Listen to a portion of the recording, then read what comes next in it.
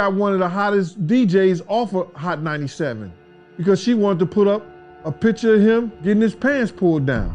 There was a radio personality once upon a time. Her name was Wendy Williams, and she was practically burned at the stake for talking about such. And she allegedly has been avoiding Puffy. You know, my thing about when you date a mogul, like he can hire a plane right now, land on the roof of the hotel where she's staying, pay people off at the front desk. I'm already paranoid. But y'all have bad for a while. Real bad. Real bad. The worst. The worst. But the difficulty is getting people to believe something that they don't want to believe. And in each of these cases, this is where the money is. Just when we thought Katt Williams was done exposing the industry, he just stepped into the chat once again to expose the real truth behind Wendy's downfall. From having the biggest talk show to being bedridden with no money to her name. According to new evidence, Diddy was the mastermind behind all of it, and he used his money and connections to destroy Wendy. Diddy and Wendy have always had a very hostile, intense relationship because Wendy was once the first person to speak out on Diddy being DL and inappropriately touching boys in exchange for opportunities in Hollywood. At one point, Diddy even got her fired from the radio station she was working at and sent a very strong warning to all the other radio stations across New York not to hire her. That's how much he hated Wendy. When she put out those pictures of the dude pulling his pants down, and it looked like some gay act that was going on, he got on the phone. He said, let me tell you this. When I get back to New York City, if she's on the radio station, he's talking to a radio executive. He said the same thing to he said, nobody that I deal with, nobody that I know is gonna do anything with y'all, no business at all. It ain't gonna be no artist, no nothing gonna come. He's telling people that at a radio station. When we got back to New York City, Wendy Williams was in Philly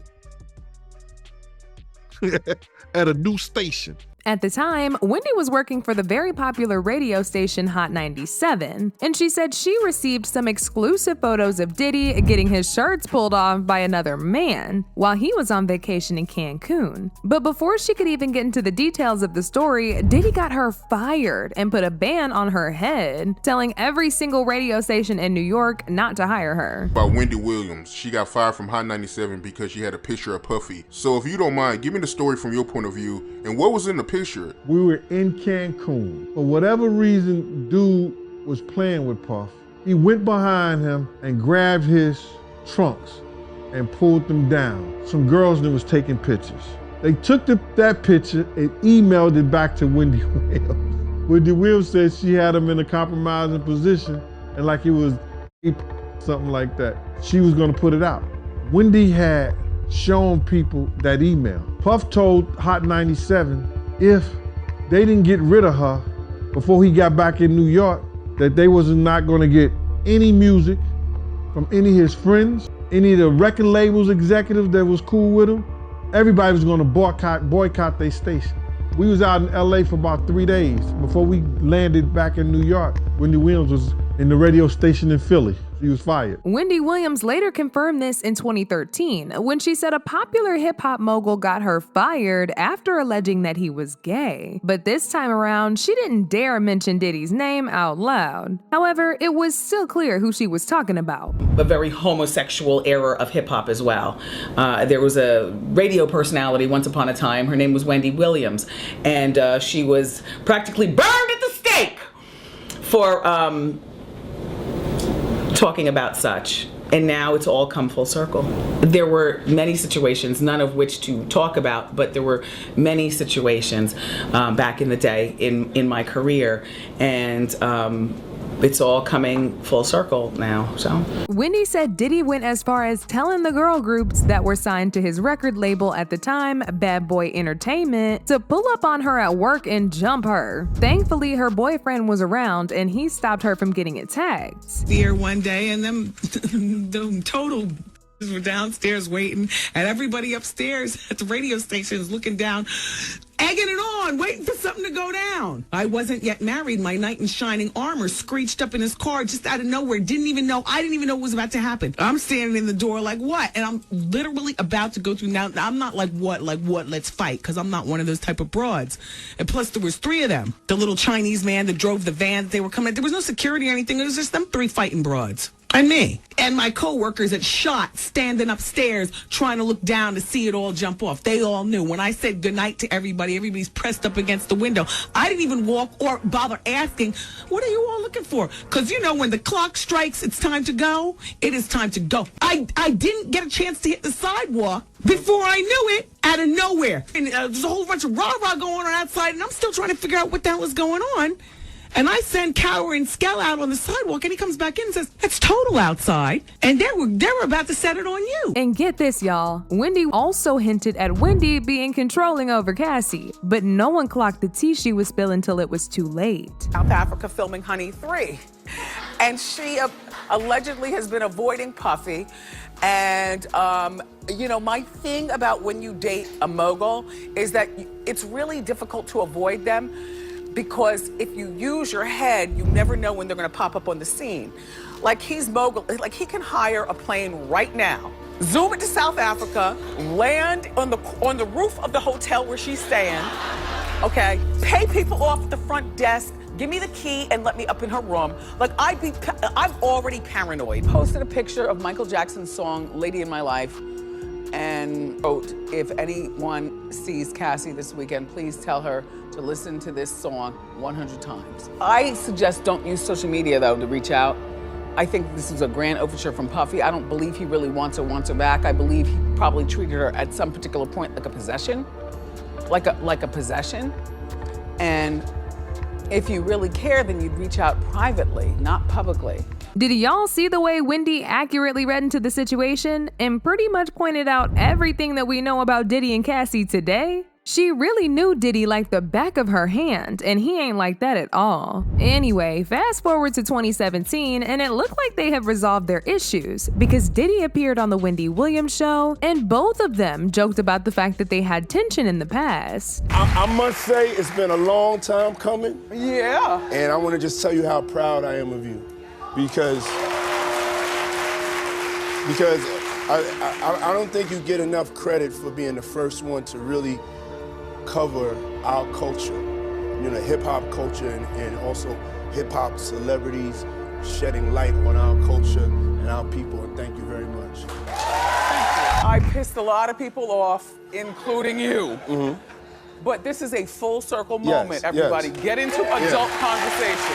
This is full circle. Yeah. But it looks like Diddy's animosity toward Wendy never actually ended, and he didn't stop until he completely wrecked her career for filth. Now, as y'all already know, Wendy is currently going through a hard time right now after she was diagnosed with primary progressive aphasia and frontotemporal dementia. This was revealed in a press statement released by her family that said, over the past few years, questions have raised at times about Wendy's ability to process information, and many have speculated about Wendy's condition, particularly when she begins to lose words and act erratically at times, and have difficulty understanding financial transactions. You know what that is, correct? I know. Okay, you don't know lymphedema? All right, I'll show you. Okay. Are you ready? Sure. Okay, lymphedema is this. Do you see this right here? Look. Okay. No, look closely. Right. Hold up, please. Hold up. I can't hold it higher. Do you see? Yeah, we can see. Yeah. Okay, do you see this? Yes. All right, it's up and down. Okay, that is, I can only feel maybe 5% of my feet. It wasn't until she released her documentary, Where is Wendy Williams, that fans really got to see how bad things were for her. During one of the episodes, Wendy revealed that she's been getting exploited these past few years by the people who have been appointed to take care of her. She said she doesn't even know some of the people who they've been hiring, and to make things worse, they've been stealing money from her. People around you stealing money from me. Getting money, whatever the case may be. Enough. She has people around who are yes people and allowing this to continue. Now, if y'all remember, Wells Fargo froze all of her accounts back in 2022 because they suspected that several people in Wendy's team were stealing from her and making unauthorized transactions without her knowledge. And because Wendy's mental health was already deteriorating, she didn't realize just how much money these people were stealing. It got so bad that Wells Fargo petitioned to get her a court-appointed legal guardian because they believed she wasn't of sound mind and needed help. However, according to reports, the financial guardian that the court appointed her was no better because she allegedly started stealing from Wendy too. They initially tried to keep her identity a secret, but it was later identified to be Sabrina Massey. And when I began asking questions about my money, suddenly Lori Schiller has got no response regarding my money. I want my money. This is not fair. And Wells Fargo has no questions and answers with regarding my money. This is not fair. And Lori Schiller and Wells Fargo have this guardianship petition about keeping me away from my money. And this guy named Bernie Young, I know for a fact that Bernie Young used my American Express card to hire an attorney to file a petition against me. That was done with my American Express card. A former doctor had medical information about me that I never even got. It was sent over to Lori Schiller. I fired the doctor, and again, all I want to know is where is my money? This is not right. Wendy's sister and her son Kevin Jr. also talked about how unfair it was that Wendy's money and entire career was now being managed by a complete stranger who doesn't even care about Wendy. My mom has done a great job making it seem like everything is okay always. Wendy, make sure you look here. 1, 2, 3. But in reality, there's something wrong going on. As her family, we were all sitting on the sidelines watching, and she was crying out for help. Did you drink this whole thing today? Keep it there. Okay. Keep it there. My mom, she always talks about how she wants to work. I feel as though she's worked enough. She has people around who are yes people and allowing this to continue. This is all too much. Go! Drive! I have no idea where we are. This doesn't look like anything familiar. I think she's losing memory. Have you guys noticed that? How dare him? I control me. I weigh 138. Anybody could look at her and tell this is not just alcohol. There's something more going on. Now, this is the time where people begin to suspect that the people who have been appointed to take care of her are trying to take her out. Because Kevin Jr. also revealed that the doctor said her illness was deteriorating as fast as it was because she's still taking a lot of alcohol. Apparently, her whole team knows about this, but they continue to supply her with alcohol and other substances. Wendy can barely walk, so we know for sure that she isn't gonna be the one getting the alcohol for herself. Someone on her team is intentionally giving her all these things, knowing very well it's gonna worsen her condition. They basically said that because she was drinking so much, it was starting to affect her headspace and her brain.